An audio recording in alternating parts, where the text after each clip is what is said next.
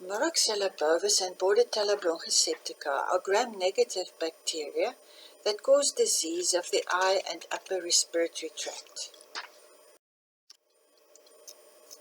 Bordetella bronchiseptica is the only Bordetella species of veterinary significance. This genus is also important in humans, as Bordetella pertussis causes whooping cough. Bordetella bronchiseptica most commonly affects pigs, dogs, and rabbits.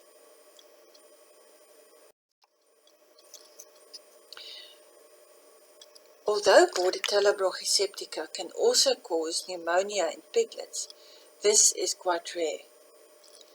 Atrophic rhinitis is the most common and important disease of pigs caused by these bacteria. There are two forms of the disease, a non-progressive form caused by Bordetella bronchiseptica toxins only, and a progressive form caused by a combination of Bordetella bronchiseptica and Bordetella multicida type A or D toxins.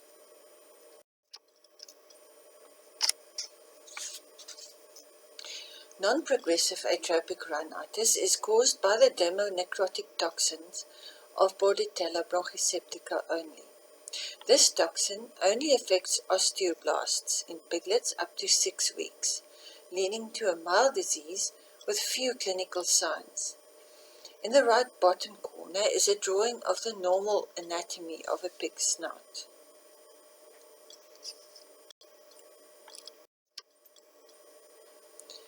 When the nasal epithelium is infected by Bordetella bronchiseptica, the cilia of the epithelial cells are damaged.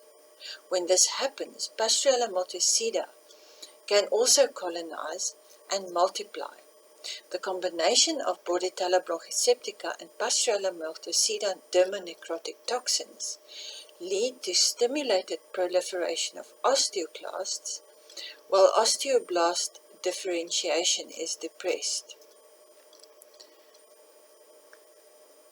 This affects pigs mostly between 13 and 17 weeks old and leads to severe atrophy of the turbinate scrolls and deformities of the nasal septum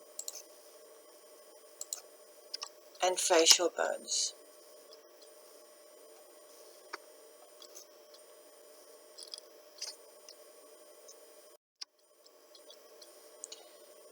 These are images of pigs with severely deformed snouts. Bordetella bronchiseptica can also be isolated from healthy pigs.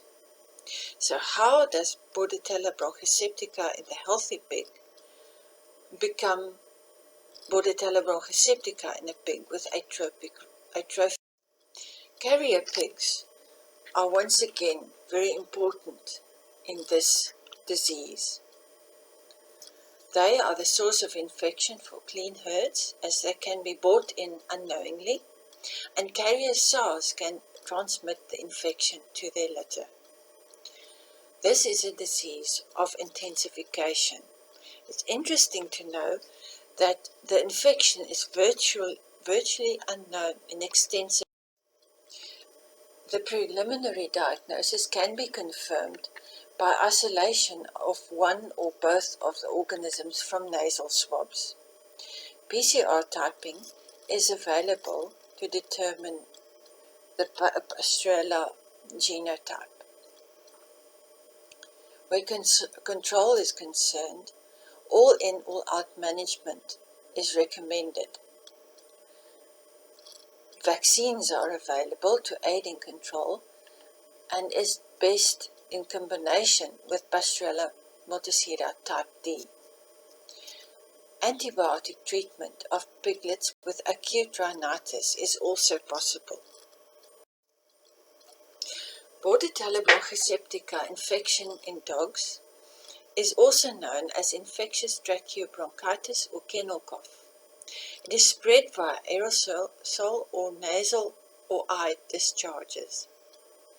It mainly affects dogs under confined conditions, such as animal shelters, animal hospitals, and dog parlors.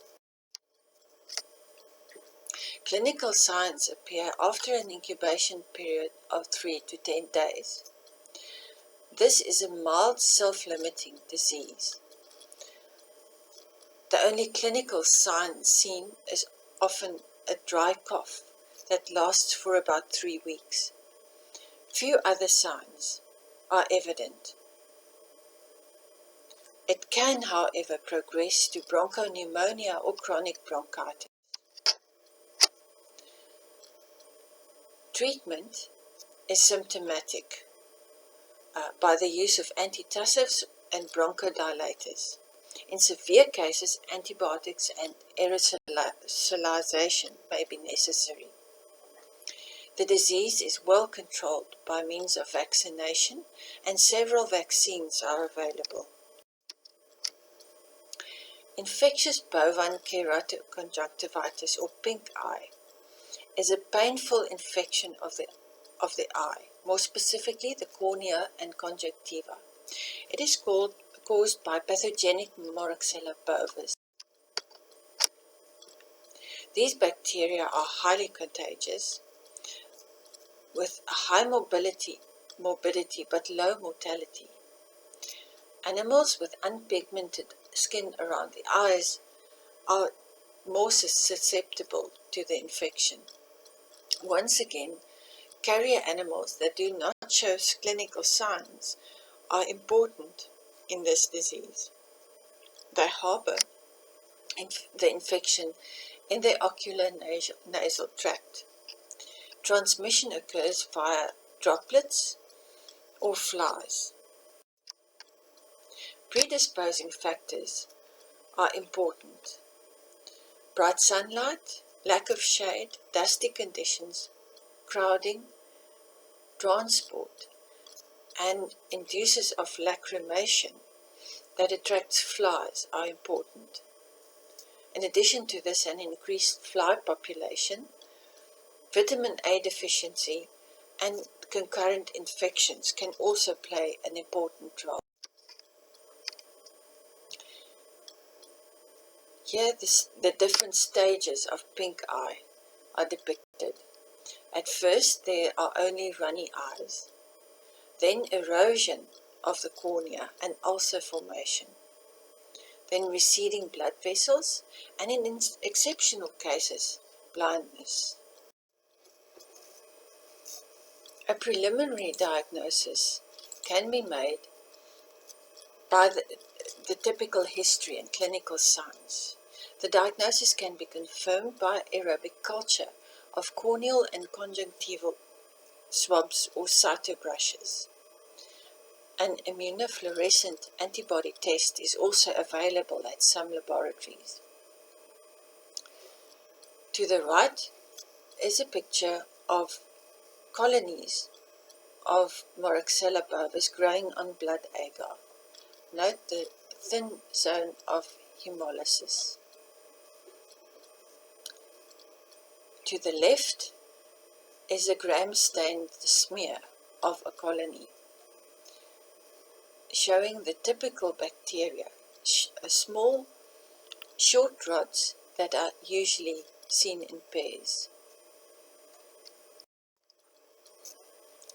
Treatment entails parenteral antibiotics, specifically long-acting tetracyclines.